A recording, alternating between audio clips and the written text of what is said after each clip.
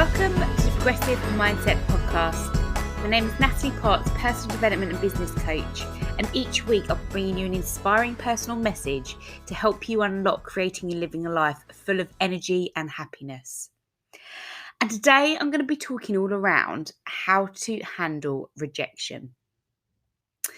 Another way we could term this is how to bounce back. And I like the two perspectives of that, of how to handle rejection, that kind of ambiguity and anxiousness that we might have around thinking, what does rejection mean to us? And then that kind of be more positive, punchy, bounce back attitude. So there is many areas that we can look at, especially the last kind of 8 months in work and personal, of where we have felt challenged. And it is simply about how you choose to see the situation. And being mindful to let judgment go on yourself, and maybe more importantly on others with this as well. So I'm going to invite you to think of work-based scenarios in your career, your life, things that have happened in situations you've been in where you have felt rejected. And you might have noticed yourself say things like, this is the end of the world, this is a total disaster, everything's falling apart, I don't know what to do. And it is that negative language that sometimes we can instantly default into as a behaviour and as a way of thinking and being. And often I talk around kind of a shift that music does, and I'm really looking into it recently and exploring the energy that can be changed in that shift. And I'll take the example of going to the gym. So when you're not really feeling it, but you made your way to the gym, suddenly you just jump on that cardio, the cross trainer, your treadmill, and you're like, still not really feeling it. And you put on that tune that gets you pumped. Everything starts to change in your state. And very similar about like when you're going to work. And I've shared this with clients recently, that when you're getting ready to be in a moment, or if you're leading teams, or if you're going to do a presentation, or if you're going to do a PT session because you're a PT and you've got your client just walked in, you have to be in a certain state. You have to be inspiring. You have to be listening. You have to be ready. So a shift can be felt and achieved through music.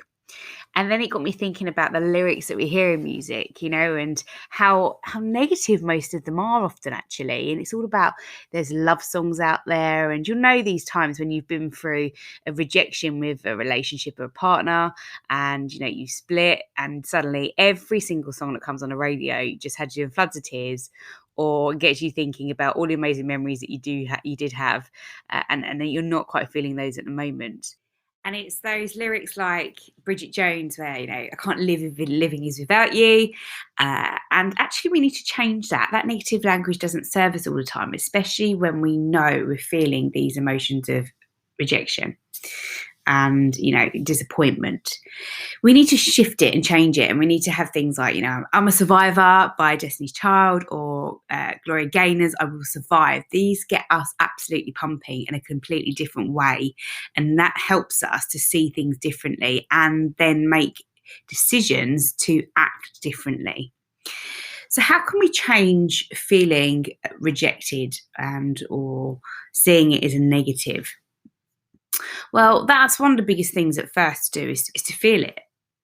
Don't push that emotion down. If you want to cry, then cry.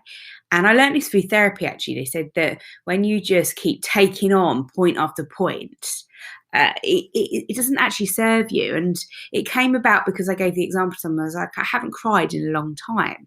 And they said, that's not necessarily a good thing. If you want to cry, let out that emotion. It's like a release. It's almost like, and I'm not going to advocate going and screaming at somebody, but you'll notice a difference when you have a bit of a rant and a rave and you have that moment. Maybe you go for a bit of a walk just to kind of let all of those emotions out and diffuse the situation you're in or could be in. It's very, very similar.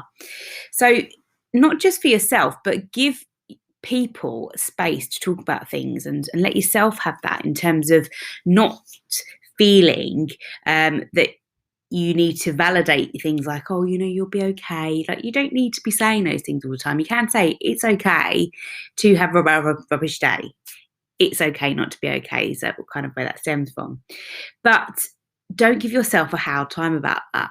Show up and move forward with resilience. recognize that. And I think that bit of feeling is about actually that self-awareness here, in terms of how you are feeling and what this is actually doing for you. How is it helping you and how is it not? And then you can think about, what do you need to do to pivot? What's going to drive you forward? Saying things like, this is no big deal. I've got this. And the affirmations that you put in your own mind.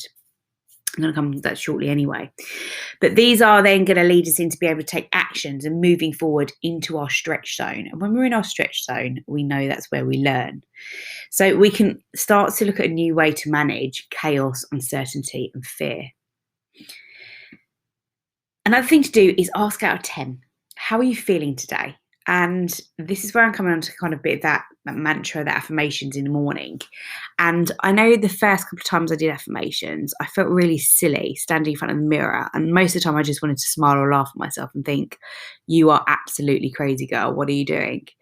But again, it's one of those things like a little bit like meditation. You've just got to start doing and seeing the impact that it can have and trusting that it can help you in some way, even if it's slightly small. Be open-minded to that. And talk about this with people. So, going to work saying, I'm really feeling like 5 out of 10 today. I'm not really feeling it. I've got myself here, which is great, but it feels like it's going to be a bit of a rubbish day.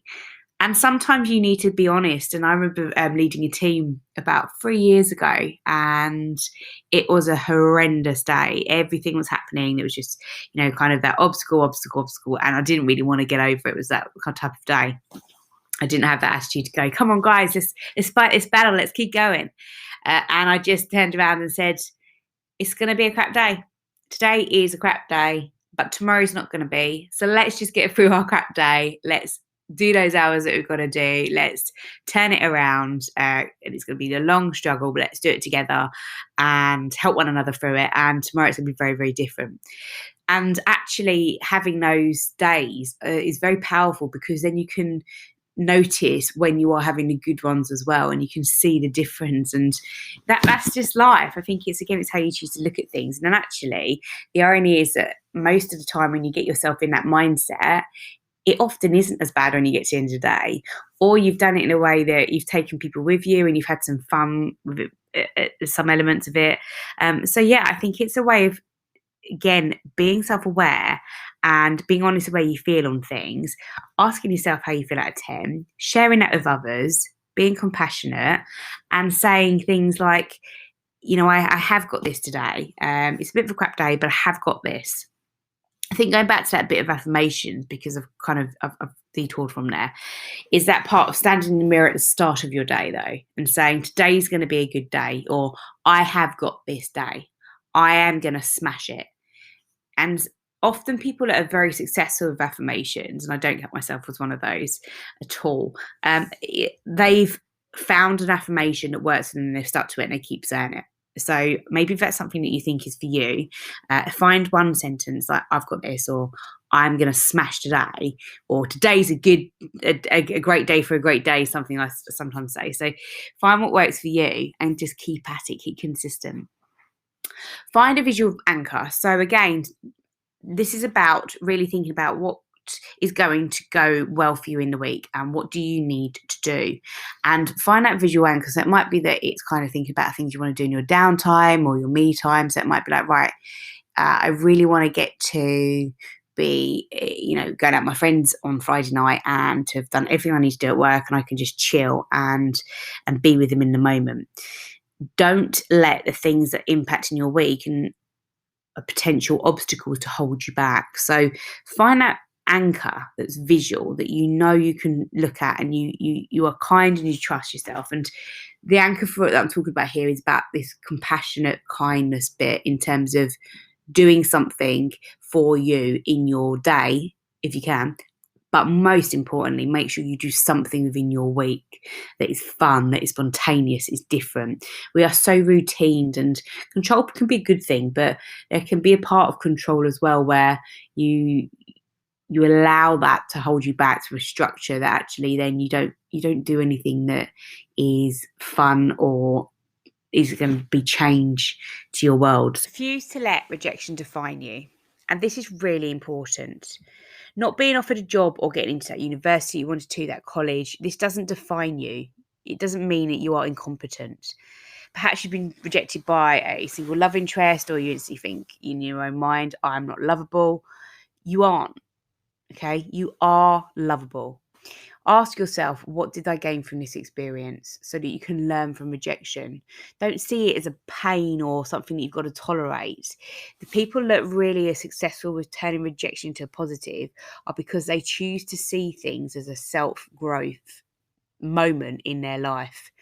And actually, if we didn't have rejection, we wouldn't be able to, one, notice those times and the differences, and another side is to just grow and become a better version of ourselves.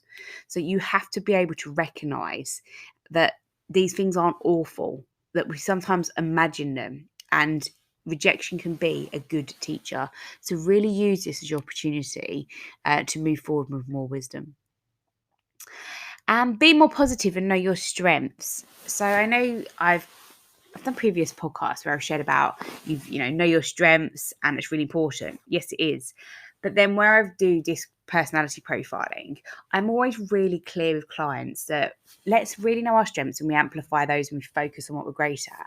But we do have to be aware of our negatives as well. So I love when anything comes around like this, whether it's research or just a discussion about know your strengths, don't worry about your weaknesses. And I'm always really open-minded. I just like to listen and kind of see the thoughts of people and where the discussion goes. And I heard this a while ago, and again, it's one of those things that stuck with me about the ratio of positive versus negative comments and the impact that has. And I was reading Harvard Business Review is just phenomenal if you're ever looking for research on business leadership. And it was talking about effectively improving team performance and the need to use positive feedback to let people know how they're doing, and offering constructive comments when they're a little off track. And it broke it down about looking at, yes, we need to be positive, and yes, we need to have those constructive comments. But it is about the ratio, the amount that we do it. That is the important part. So the research was looking into positive comments. So things like, I agree with that when you're working with people, or that's a terrific idea, opposed to I don't agree with you, or we shouldn't even consider that. Sometimes you can say, that's a really great idea, but in your mind you're thinking, I'm definitely not going to go with that. But you can say it's a really great idea. What about if we looked at? What about if we tried? And actually, again, leading that conversation discussion, but changing it. Negatives sometimes can go as far as being quite sarcastic, and, they pull people down. So what they were stating is that the average ratio for high-performing teams was like 5.6, okay? And that is nearly 6 positive comments for every negative comment. And then they looked at, that's great, we're saying focus on the positives, but let's have a look at the negative bit. So while little negative feedback apparently goes a long way, it is an essential part of the mix, okay? So it is really important, because often saying something negative grabs someone's attention. It's like getting that whack on the head and that moment, that boom. So it also guards against complacency, and is stated that saying a negative will help leaders overcome their serious weaknesses. But clearly, we need to be really aware here that it also comes at some serious costs. And when we're talking serious costs, we're noticing about how it can make people feel. It can really actually rupture relationships. And even if it is done in the most well-intentional way, as criticism, it can really undermine self-confidence. And that, I think, can be really dangerous.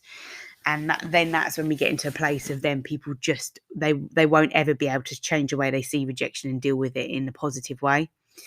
And it can obviously then change behaviour, and therefore you won't get the best efforts out of yourself if it's you or another person. So I thought it was a great research article, which, you can find online as well. But it really talked about looking at that. The reality is only positive feedback can really motivate someone to doing really well, create that vigor, determination, creativity. And we need to be really clear, whether it's life or work, whatever, that both negative and positive, has a time and a place. And it is if the inappropriate behaviour needs to be stopped, or someone's failing to be doing what they should be doing, that's the time when you would need to give some feedback that may be deemed slightly negative. I think overall what was really interesting about that was that it raised awareness in the ratio of positive to negative. It raised awareness in looking at, well, what are the thoughts that I have? What are the thoughts that people I work with have? How instantly are they very default negative versus positive? And again, I say just listening and reflecting and watching group dynamic. If you're working with people, if you're maybe even socially with people, or you're just watching them, it's really interesting. And I guess we all know that rejection hurts, and it does. And that can be, from losing someone we love, to not getting that position at work, or, a scenario a lot of people are in at the moment is not getting through a job interview and getting the feedback they want, or losing their job. So it does really hurt, and it impacts how we feel about things, and it can impact our self-worth. So what could be a good situation is to really take a step back, reflect, do those things, be kind again, be compassionate on yourself, give yourself time, talk about it with people. So do that out of 10. How am I feeling? Be honest. And it's a little bit like saying when you write things down, you see things differently as well. It's like a purge of emotions.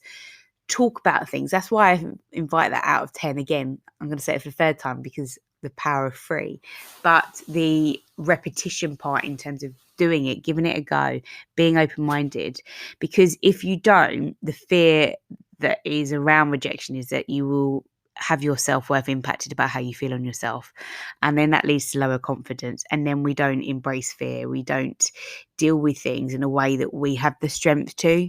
We are and have more potential than we know we have. And it goes back to, again, controlling what you can control, embracing the journey as a discovery, and uncovering new things about yourself every single day. So I thought I would wrap it up there and end with that part of really looking at that learning and that quote from Albert Einstein, where once you stop learning, you start dying. And it's one of those ones where you're reading it and thinking, wow, it's a little bit, it's quite impactful. But I guess if you take the point that we need to be learning every day, we need to be something new, we need to be challenging ourselves, we need to be putting ourselves into a stretch zone and out of our comfort zone, doing different things, meeting different people, doing different challenges, and thinking, going back to that, what can I take from this? How is this serving me and moving forward? Sometimes those are the simple but key questions we can really ask to change and get some real traction in what we want to do in life. So as always, a huge thank you for listening to my podcast. It's quite a short one today, I think, but I'm mindful that, again, our lives are insanely busy, and just having these moments in time and bullets of information serve us more sometimes than thinking we need to be doing more. Richard Branson always talks about keeping it simple, and we do too much. We make life hard for ourselves, and this is certainly not about doing that for my life in terms of podcasting, and I certainly don't want it to be that for you, that listening is as a chore, or add that to my list and I'll get to it. So thank you for listening. If you haven't yet listened to my podcast last week, it was on, are you tired of feeling lonely? So I highly recommend you check that out. I go into a lot of the mental health work that I do as a volunteer as well, of which, a lot of people have reached out and said that they find this really interesting. So again, if you would like to share anything with me or connect with me on my social media, I'm at nataliepotts.co.uk. I'm living a vibrant life community on Facebook, and I love hearing from you. I love whether it's, constructive feedback, positive, anything that you would like me to share, or if you would like to be on an episode myself, you're building a business, please let me know. But make sure you leave a review, because that really impacts then how much I get out to people, and hopefully with my intention with which I want to do is to help as many people as I can to find their purpose and create a great life.